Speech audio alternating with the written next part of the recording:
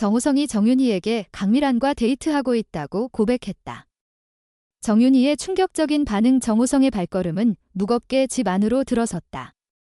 손에는 강미란의 손이 꼭 잡혀 있었지만 그의 가슴은 불안으로 요동쳤다. 30년 만에 다시 피어난 사랑. 그 달콤함은 여전히 그의 심장을 뜨겁게 만들었지만 오늘만큼은 그 열기가 두려움으로 뒤섞였다. 정윤희, 그의 누나, 그리고 이 집의 단단한 기둥. 그녀의 눈빛은 언제나 날카로웠고 특히 YL그룹을 향한 증오는 얼음처럼 차가웠다. 정우성은 알고 있었다. 오늘 이 자리에서 모든 진실을 털어놓는 순간 그의 세계가 흔들릴 수도 있다는 것을. 30년 전 정우성과 강미란은 서로에게 전부였다. 젊은 날의 그들은 세상 모든 것을 잊고 사랑에 빠졌다. 강미란의 웃음은 정우성의 하루를 밝혔고 정우성의 따뜻한 말 한마디는 강미란의 가슴을 녹였다. 하지만 그들의 사랑은 YL그룹이라는 거대한 벽 앞에 부딪혔다. 강미란은 YL그룹의 외동딸, 재계의 공주였다. 반면 정우성은 평범한 집안의 아들, 꿈만 가득한 청년에 불과했다. 강미란의 가족은 그를 용납하지 않았다. 그들은 정우성에게 날카로운 칼날 같은 협박을 던졌다. 미란과 헤어지지 않으면 너와 내 가족의 미래를 짓밟겠다. 그 말은 정우성의 가슴에 비수를 꽂았다. 그는 사랑을 지키고 싶었지만 가족을 잃을 수는 없었다. 결국 그는 강미란을 떠났다.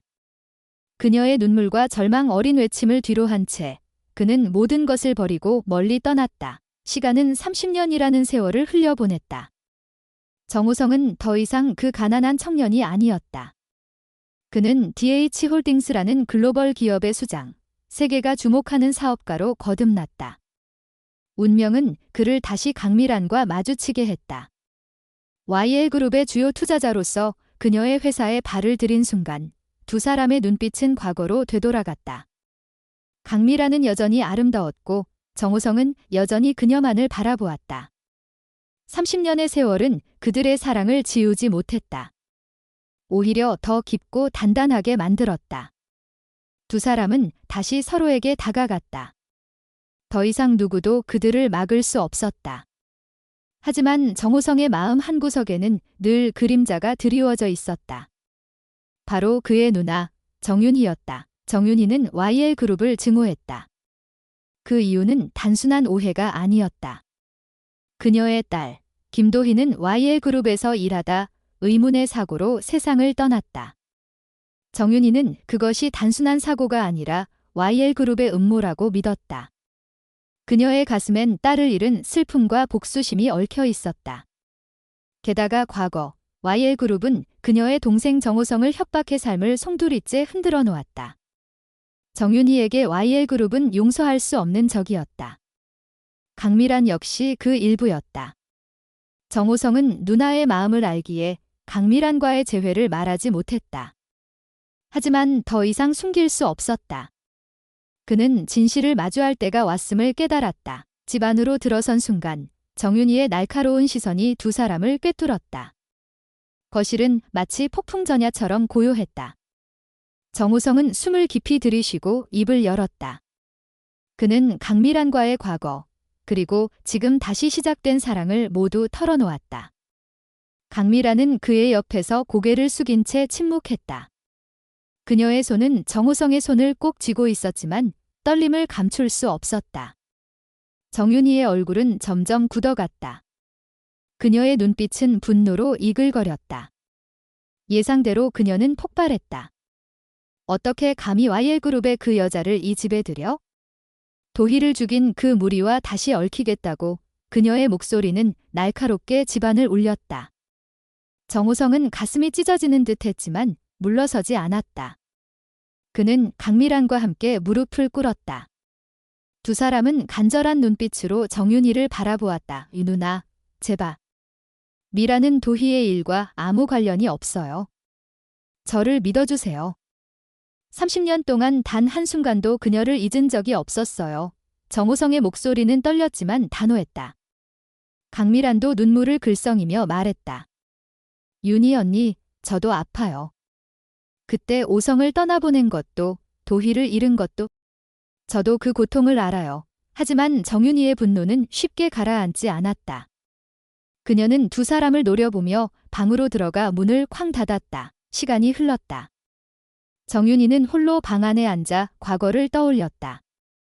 동생의 젊은 시절, 그 순수했던 사랑, 그리고 YL그룹의 협박으로 무너진 그의 삶을. 그녀는 정호성이 30년 동안 단 한 번도 다른 여자를 받아들이지 않았음을 알았다. 그의 눈빛은 여전히 강미란을 향해 있었다. 정윤희의 가슴은 복잡했다. 딸을 잃은 상처와 YL그룹에 대한 증오는 여전했지만 동생의 행복이 그녀에게는 무엇보다 소중했다. 그녀는 문을 열고 거실로 나왔다. 정호성과 강미란은 여전히 그 자리에 있었다. 그들의 눈빛은 간절함과 두려움으로 가득했다. 정윤희는 깊은 한숨을 내쉬었다. 오성아, 내가 정말 이 여자를 사랑한다면 내가 막을 순 없어? 하지만 미란 씨, 내 마음이 쉽게 풀릴 거라 생각하지 마. 그녀의 목소리는 차가웠지만 어딘가 떨리고 있었다. 정호성은 눈물을 흘리며 고개를 숙였다. 고마워, 누나. 정말 고마워. 강미란도 눈물을 닦으며 고개를 끄덕였다. 하지만 정윤희의 눈빛에는 여전히 미란을 향한 경계가 남아 있었다. 그녀의 용서는 시작에 불과했다. YL그룹에 대한 증오, 그리고 딸의 죽음에 얽힌 진실은 여전히 그녀의 마음을 무겁게 짓눌렀다. 그날 밤, 정호성과 강미란은 서로를 꼭 끌어안았다. 30년의 세월을 넘어 다시 찾은 사랑은 그 어떤 폭풍도 이겨낼 것처럼 보였다.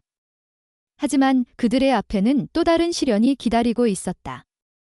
정윤희의 마음속 깊은 곳에 남은 상처, 그리고 YL그룹의 어두운 그림자는 여전히 그들을 위협하고 있었다. 과연 이 사랑은 모든 것을 이겨낼 수 있을까? 아니면 또 한 번 운명의 장난 앞에 무너질 것인가? 그 답은 아직 아무도 알지 못했다. 그날 밤, 정호성과 강미란은 서로를 꼭 끌어안았다. 30년의 세월을 넘어 다시 찾은 사랑은 마치 그 어떤 폭풍도 이겨낼 것처럼 뜨겁고 단단했다.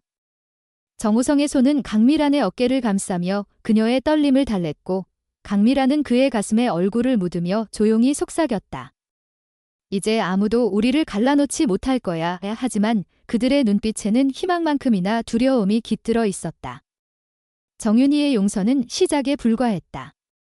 그녀의 마음속 깊은 곳에 자리 잡은 YL그룹에 대한 증오와 딸 김도희의 죽음에 얽힌 미스터리는 여전히 그들을 위협하는 검은 그림자였다. 다음 날 아침, 정호성은 DH홀딩스의 회장실에 앉아 있었다.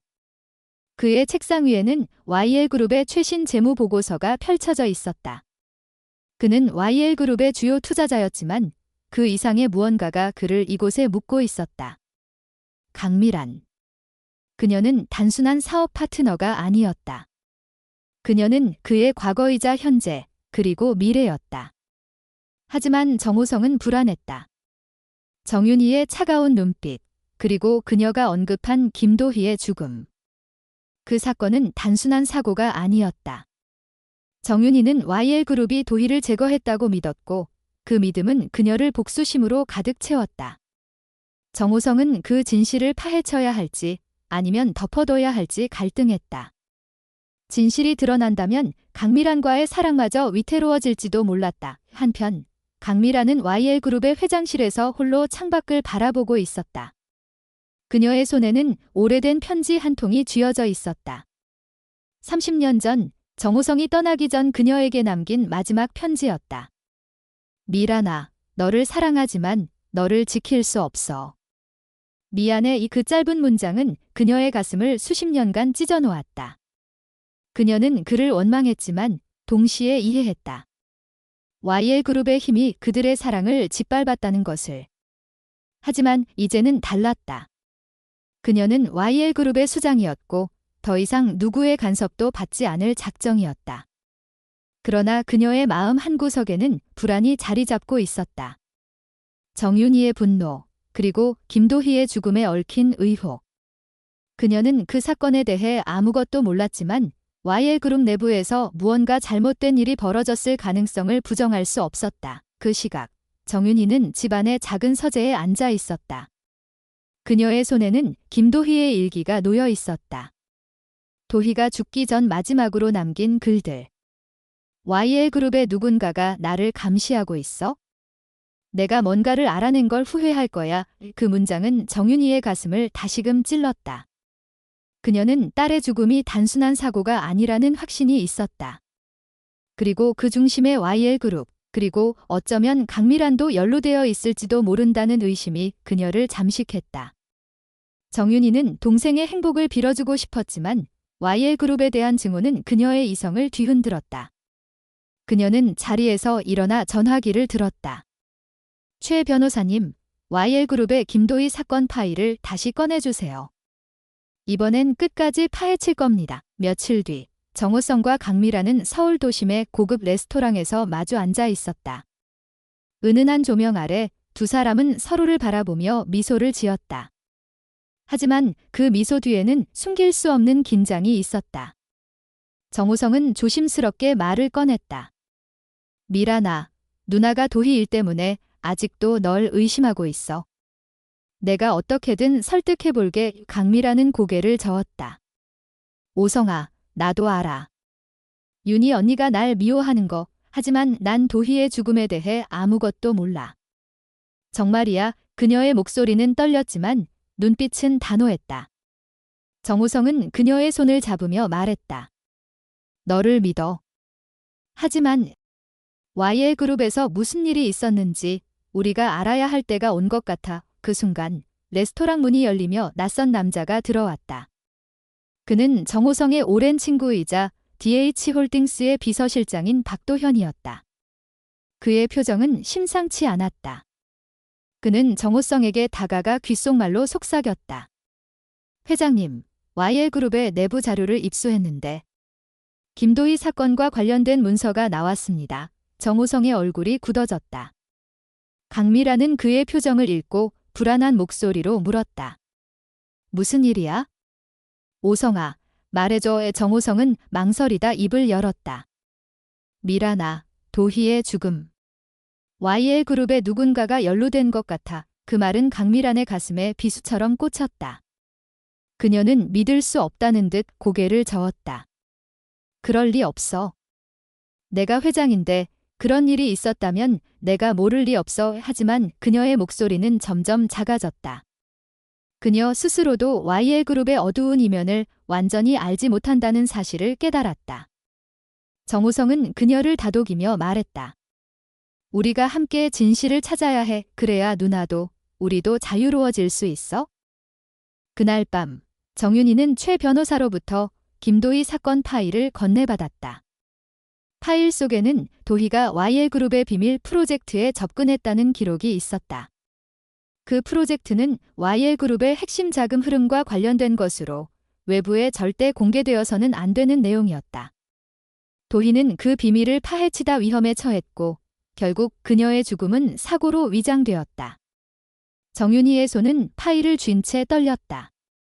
그녀는 YL그룹의 누군가가 어쩌면 강미란의 지시 아래 도희를 제거했을지도 모른다는 생각에 치를 떨었다. 며칠 뒤 정윤희는 정호성을 집으로 불렀다.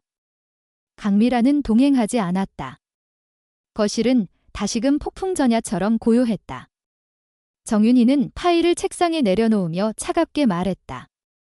오성아, 이걸 봐. 도희가 YL그룹의 비밀을 파헤치다 죽었어. 그리고 그 중심에 강미란이 있을지도 몰라. 정호성은 파일을 들여다보았다. 그의 눈은 점점 커졌고 숨이 거칠어졌다. 누나, 이건 미라는 몰랐을 거야? 그녀는 그런 사람이 아니야. 하지만 그의 목소리는 확신이 부족했다. 정윤희는 냉소적으로 웃었다. 너는 사랑에 눈이 멀었어. 하지만 난 도희의 복수를 포기할 수 없어.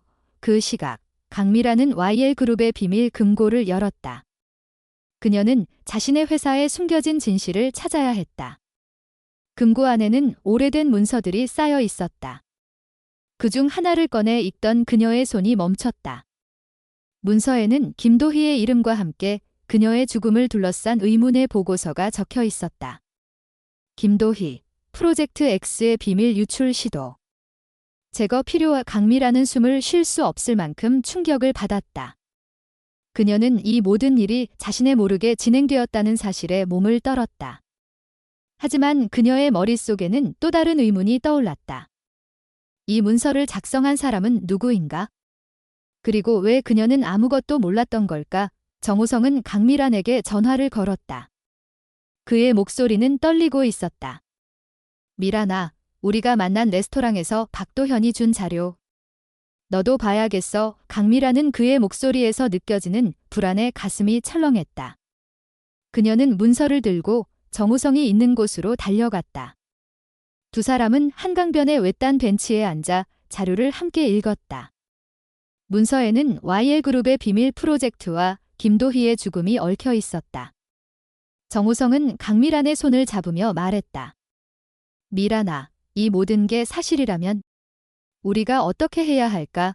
강미란은 눈물을 글썽이며 말했다. 오성아, 나도 몰랐어. 하지만 내가 책임져야 해. 내 회사의 잘못이라면 내가 바로잡아야 해. 그녀의 목소리는 단호했지만 그녀의 눈빛에는 두려움이 가득했다. 그녀는 YL그룹의 어두운 비밀을 파헤치면 자신의 모든 것을 잃을지도 모른다는 사실을 알았다. 하지만 정호성을 잃는 것보다는 차라리 그 길을 택하고 싶었다. 그 순간 어둠 속에서 누군가가 그들을 지켜보고 있었다. 검은 그림자는 조용히 물러났지만 그들의 대화를 모두 들었다. YL그룹의 비밀을 지키기 위해 움직이는 누군가가 있었다. 그리고 그 그림자는 정호성과 강미란의 사랑을 다시 한번 시험대에 올릴 준비를 하고 있었다. 진실은 점점 더 가까워졌지만 그 진실이 그들의 사랑을 구원할지 아니면 영원히 파괴할지는 아직 알 수 없었다. 두 사람은 서로를 바라보며 다짐했다.